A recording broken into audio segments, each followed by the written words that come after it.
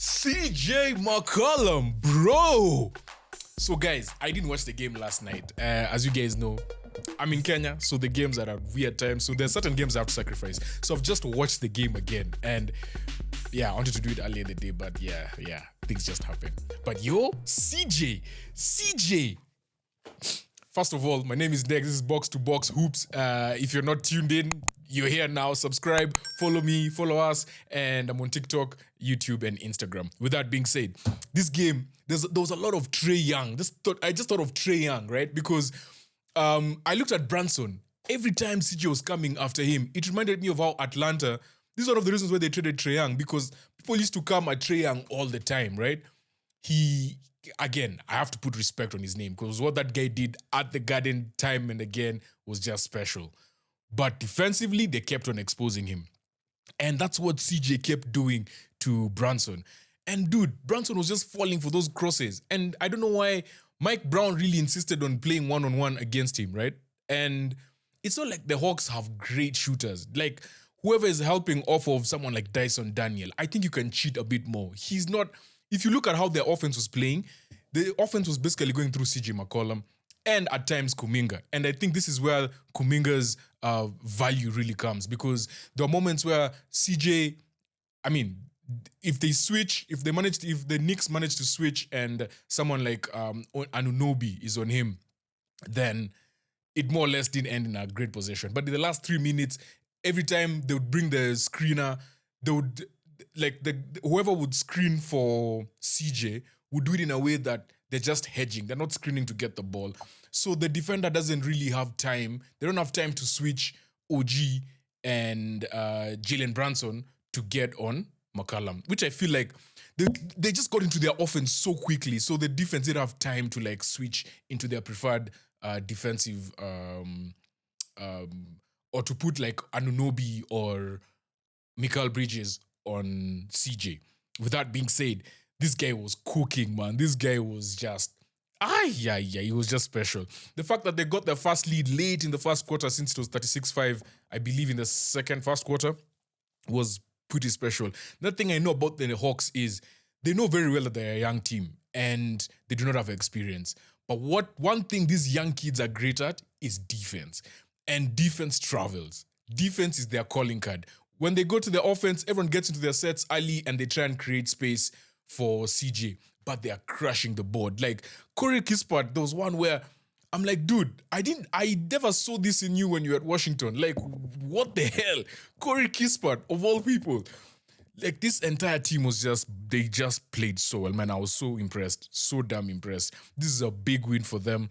Jalen Johnson had 17 points. He's the man he's the one who carried the team even before CJ was traded to the Hawks, right? He's one of the big reasons why they were like, okay, let's trade Trae Young.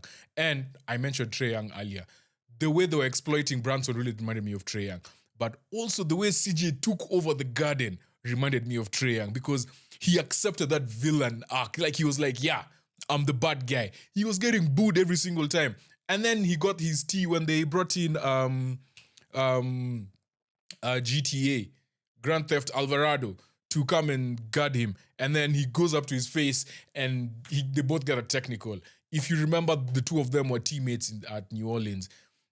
Dude, I knew CJ could ball, but like, when I say ball, I mean obviously everyone in the NBA can play, but doing it in high pressure moments, especially like at the Garden, like that is the highest of high pressure moments, right? In the playoffs. So I was very impressed. Even towards the end of the season, he sneakily gets these 30, 32-point games. At the Pelicans, he did it for a bit, and then they benched him because they were trying to trade him and they didn't want him to get injured, and then his value dropped. So, yeah, before he got traded, and no one says bad things about him. And then I think also something that he really took personally is CJ is amazing in front of the camera. Like, I've seen him do like, I think it was NBC. I can't remember who he was working with. Or TNT last year, or someone, and he was so good. I think it was TNT last year in the playoffs, and he was so good. And people were saying, "Yo, when this guy retires, we already know what his calling card is, bro." The guy was like, "I am not close to retiring. I am still here." How old is CJ, by the way? Let me check how old CJ is. Born in 91, so he's 34, turning 35 in December. Yeah, dude. Then these guys just kept on getting timely steals. There was one where I can't remember who's the 17 for the Hawks. Atlanta Hawks number 17. Onyeka Okongwu. Oh my god, it was Okongwu. It was OG, I think it was OG, he was cut, like backing up. And then he tried to do a spin and then he just stole the ball off the spin, off the post. And I'm just like, dude. Yeah, I missed a good one.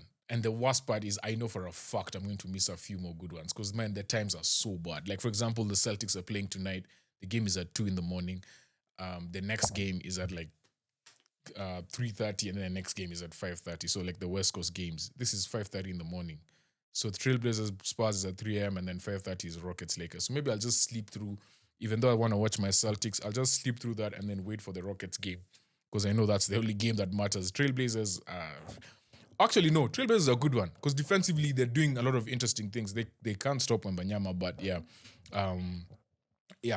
I'm getting ahead of myself. Jonathan Kuminga. You can just see like there's a level of confidence. Like you can tell this guy has played in, even though not so much, but he's been in those high pressure moments. And just being around those high pressure moments, the fact that he was willing to just take the ball off CJ and actually initiate the offense, I was also very impressed. Zachary Risashe didn't play this game. Your number one pick. OG Anunoby. He twisted his ankle at some point, but dude, OG has become such a sniper from 3. I believe he's one of the league leaders from the corner, if I'm not wrong. I think he still is. Karl Anthony Towns, the biggest complaint that everyone has had from him is just he never plays big. But to begin the third quarter, and I think to end the second quarter, he was actually like he was a beast on the boards, like offensive rebounds. Like he could see the aggression. It was right there. Again, Kat's biggest issue is just like stupid fouls. But yeah, I can't fault him for this one. I feel like this game just kind of was not it for him. How many fouls did he have? He had 4 fouls, so he did well. He did well. The thing is, Mitch Robinson, that combination of him and Mitch Robinson, actually, they dovetail each other quite well. So there was one point where there was an offensive rebound Mitch Robinson got, and the ball was just popping. And I was like, wow, is this the Knicks? Because I was so used to, I mean, obviously this year they've changed a bit more, but I was just so used to them giving Brunson the ball and dribbling the air out of the ball. But yeah, and then Clarkson got the layup. So yeah, man, this was a good game. Oh, by the way, at the end of the game, there's this big issue of, why didn't they call a timeout? Because it showed on the screen that they had a timeout. Apparently, it was an error on NBC's part. And yeah, they actually didn't have a timeout, and that was the last shot. So yeah, that was sorted. Now, the series is now tied 1-1. They go to Atlanta. Old school Atlanta Hawk. And I don't know. It's going to be a fun one. I need to know when that next game is so that I need to plan myself better. So they play in Atlanta on Thursday night, Friday morning, 2 a.m. Kenyan time. We'll be there. Let's go!